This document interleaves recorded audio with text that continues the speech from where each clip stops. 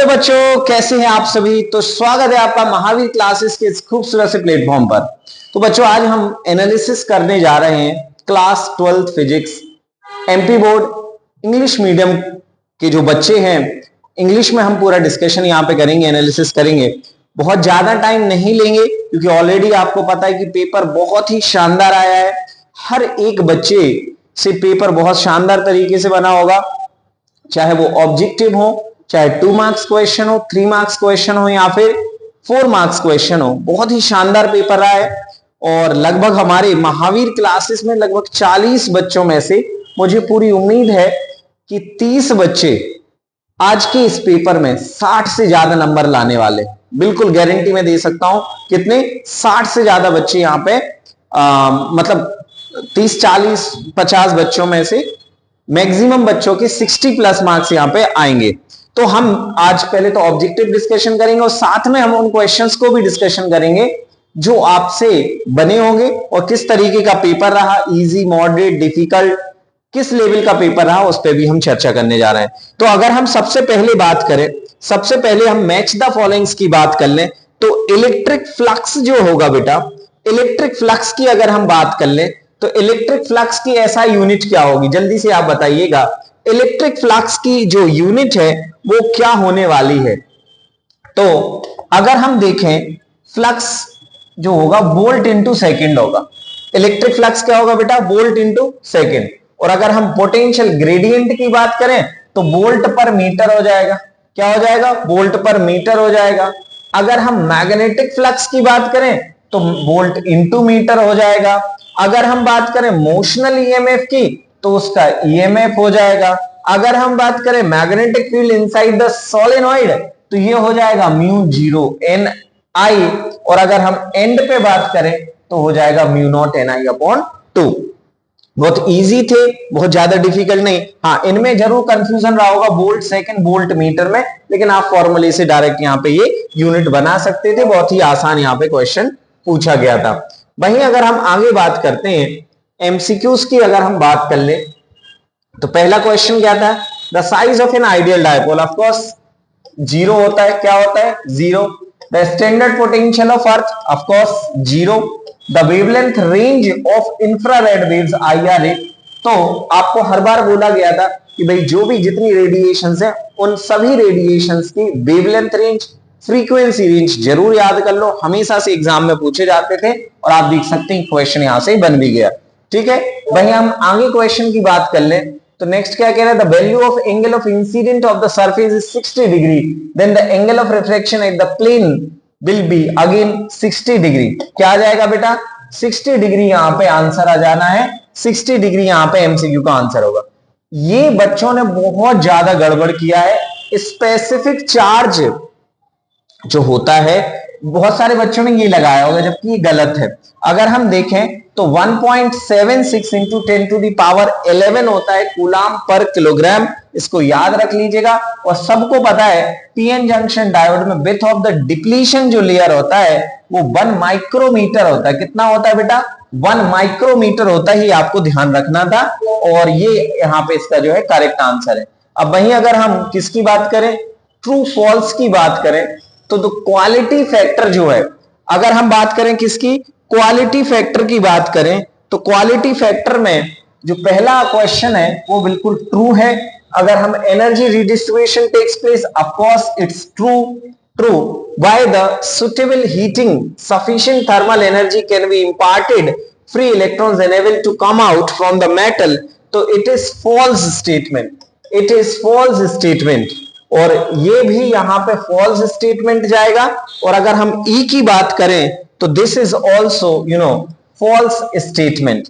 On increasing the temperature of semiconductor their conductor become less. नहीं, ये बढ़ता है। आपने पढ़ा होगा कि जब हम सेमीकंडक्टर को हीट करते हैं तो वहां पे उसकी कंडक्टिविटी बढ़ती है, ना कि कम होती है। तो इस तरीके से आपने ये ट्रू फॉल्स लगाए होंगे। वहीं अगर हम आगे बात करें फिल इन द ब्लैंक्स, तो मैग्नेटिक फ्लक्स डेंसिटी कैसी क्वांटिटी है? तो सबको पता होना चाहिए ये एक वेक्टर क्वांटिटी है। द लैंप ऑफ, तो यूवी रेज, कौन सा आएगा? UV rays are used to kill the germs of water purifier for an unpolarised wave the displacement will be randomly changing with time through will always, तो कहां पे ये perpendicular, ध्यान रखना बेटा, इसका आंसर जो आएगा वो क्या आएगा, आपका परपेंडिकुलर आंसर आएगा, ठीक है, परपेंडिकुलर, ध्यान रखेंगे, perpendicular to the direction of propagation. सबने पढ़ा है कि एक होता है इलेक्ट्रिक कंपोनेंट, एक होता है मैग्नेटिक कंपोनेंट, ये डायरेक्शन ऑफ प्रोपगेशन के हमेशा परपेंडिकुलर होते हैं। Rest mass of photon of course क्या होता है बेटा, 0 होता है। The value of Planck constant, ये वैल्यू आपको याद रखनी थी 6.63 इंटू 10 टू द पावर -34, क्या आएगा, ध्यान रखना, यहां पे 6.63 into 10 to the power -34 joule second, ठीक है। और जर्मेनियम के लिए जो थ्रेशोल्ड वोल्टेज था वो लगभग 0.3 वोल्ट, कितना वोल्ट बेटा, 0.3 वोल्ट, आपको ये ध्यान रखना था। वहीं अगर हम आगे बात कर लें, state Ohm's law in terms of current density, तो J इज इक्वल टू, ध्यान रखना, और किस किस के टर्म्स में पूछ रहा है, current density, specific conductance and electric field. तो ध्यान रखेंगे, अगर हम बात करें किसकी, इन टर्म्स ऑफ किसमें, करंट डेंसिटी मतलब J, स्पेसिफिक कंडक्टेंस J और E, तो ये जो है एक रिलेशन होता है, J is equal to sigma E।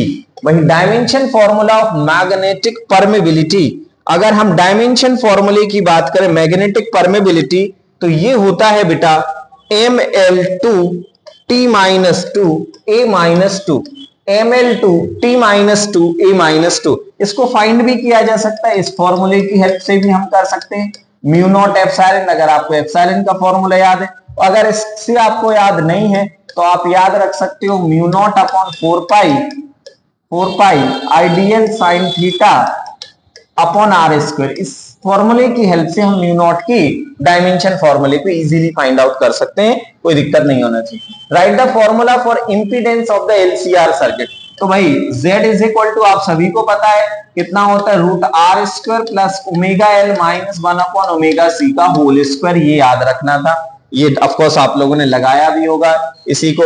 The phenomena of reaction of light which properties remain unchanged, ध्यान रखना, यहां पे क्या पूछ रहा है, फ्रीक्वेंसी रिमेन्स अनचेंज, तो क्या अनचेंज रहता है, frequency remains unchanged. The phenomena of refraction of light which properties is unchanged, तो फ्रीक्वेंसी अनचेंज होती है। उस मेजॉरिटी चार्ज कैरियर, तो ऑफ कोर्स सभी को पता होगा यहां पे मेजॉरिटी चार्ज कैरियर्स जो होते हैं वो होल्स होते हैं, क्या होते हैं बेटा, होल्स होते हैं। तो आपके आउट ऑफ 28 कितने ऑब्जेक्टिव सही हैं, आपको ये बताना है कमेंट बॉक्स में। और अगर हम कुछ क्वेश्चंस की बात कर लें तो आपको बार बार टेस्ट में अगर बोले हम, या फिर आपको क्लास रेगुलर क्लास में बोले, या फिर रिवीजन क्लास में बोले, हर वही क्वेश्चन आपको समझाया गया है जो बोर्ड में आपको देखने मिला है, और हर क्वेश्चन आपको बिल्कुल बार बार क्लास में समझाया गया था। और आई होप कि आप सभी ने बहुत शानदार तरीके से पेपर किया होगा, और आप अपने जूनियर्स को सजेस्ट करें कि भाई महावीर क्लासेस में फिजिक्स अगर देखें तो बहुत शानदार तरीके से पढ़ाई जाती है, और फिजिक्स अकेली नहीं, हर सब्जेक्ट की अगर हम बात करें तो बहुत शानदार तरीके से यहाँ पे आपको नोट्स मिलते हैं, आपको यहाँ पे रिवीजन क्लासेस मिलती हैं, आपको हर डाउट क्लासेस मिलती हैं, ईच एंड एवरीथिंग। तो आप देखेंगे कि क्वेश्चंस बहुत ही शानदार और बहुत इजी क्वेश्चंस आए हैं, मतलब 1-2 क्वेश्चन 4 क्वेश्चन को देख लें, बाकी तो बहुत ही आसान और इजी पेपर है।